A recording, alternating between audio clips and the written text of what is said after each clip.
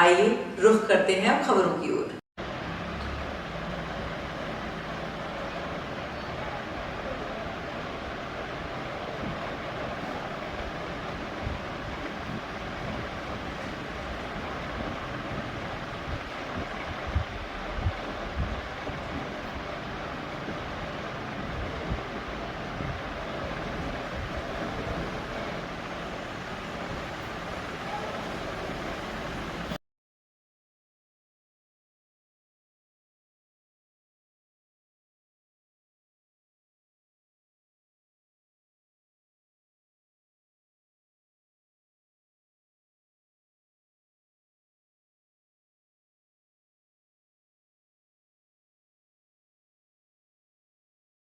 बात करते हैं आज हम एक ऐसी शख्सियत से जो राजस्थान ही नहीं बल्कि भारत और दुनिया में अपना नाम कमाने की, राजस्थान की ललक को आगे ले जाने की संस्कृति की दृष्टि से अपना नाम रखती है हिनाक्षी सिंह राजपुरोहित।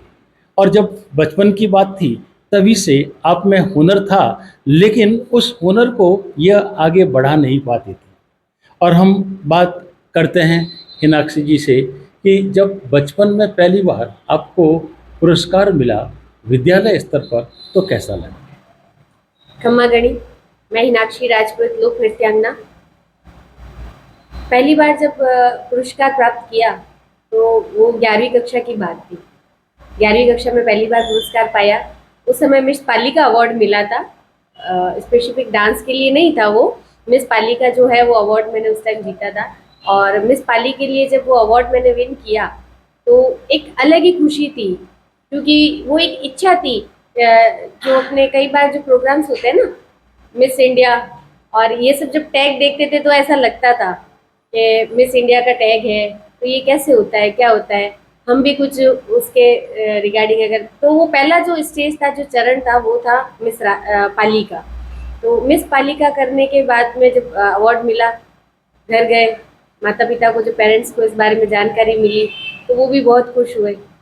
फिर उसके बाद में आगे स्कूल के अंदर जब पता चला तो स्कूल में भी वो एक माहौल जो था वो अलग हो गया।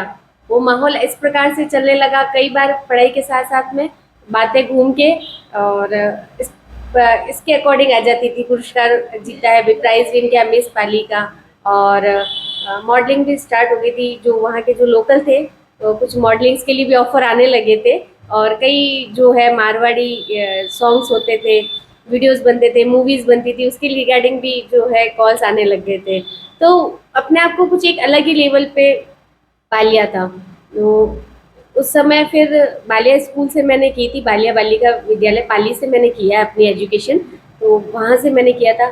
फिर उसके आगे जैसे ही बड़े नृत्य की अगर बात करूँ तो नृत्य के लिए फर्स्ट जो था अटेम्प्ट वो मैंने कॉलेज से स्टार्ट किया था। उससे पहले मैंने कभी 11वीं कक्षा तक या 10वीं कक्षा तक मैंने कभी नृत्य नहीं किया था।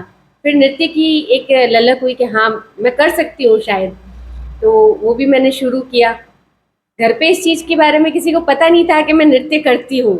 वो जब दूसरे दिन जब न्यूज़पेपर में नाम आता था ना, तब पता चलता था सबको कि हाँ कुछ करके आए हैं ये।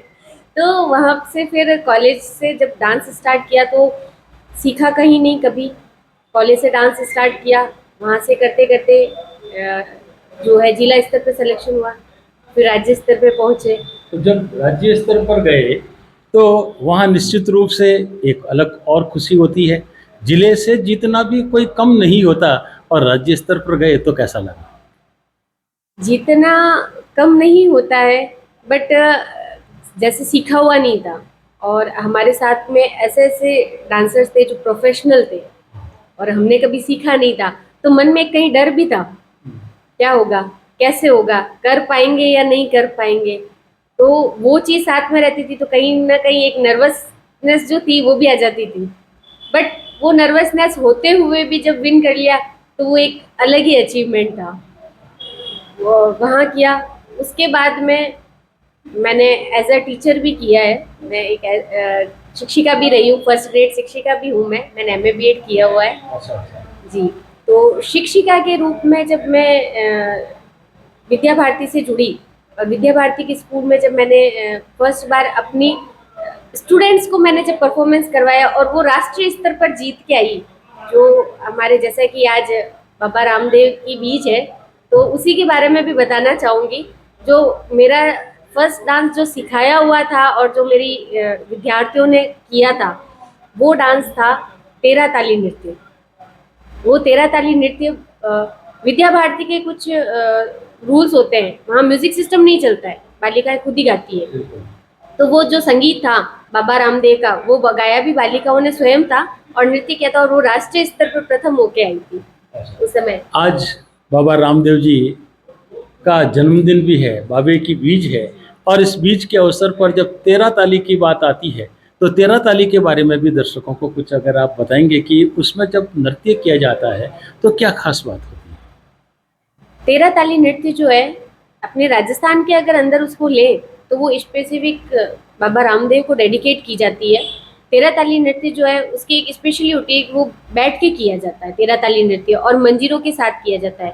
मंजीरों के साथ सिर्फ हाथ में मंजीरें पकड़ के नहीं, घुटनों पे, भुजाओं पे, हाथों में, इवन जो सर पे जहाँ हम बोर लगाते हैं उसकी जगह पे भी मंजीरे ही लगे हुए होते हैं। और वो मंजीरों है तो उन मंजीरों के साथ में उन मंजीरों को बजाते हुए तेरा ताली का नृत्य किया जाता है, तो वो उसकी स्पेशलिटी रहती है। तो राष्ट्रीय स्तर पर जब आप अपने स्टूडेंट को लेकर के गए तो वो एक अलग खुशी थी।